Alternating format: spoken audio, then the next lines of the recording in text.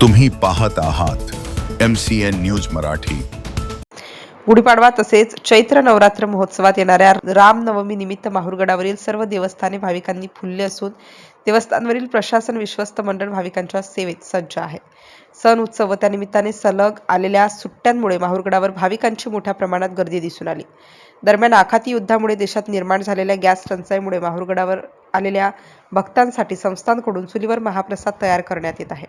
श्री क्षेत्र माहूरगडावरील चैत्र नवरात्र महोत्सवानिमित्त श्री रेणुका माता गडावर येणाऱ्या भाविकांसाठी अन्नदान, सुरक्षा व्यवस्था, पिण्याचे पाणी, दर्शन, रांगेत पंखे, कूलर तसेच सुरक्षेच्या दृष्टिकोनातून CCTV सुद्धा लावण्यात आले आहेत। गडावर दर्शनासाठी येणाऱ्या भाविकांना यामुळे कोणताही त्रास होत नसल्याने मंदिर व्यवस्थापन व पोलीस प्रशासनाच्या व्यवस्थेबद्दल समाधान व्यक्त होताना दिसत आहे। MCN न्यूज मराठीकरिता गोपाल चव्हाण, माहूर।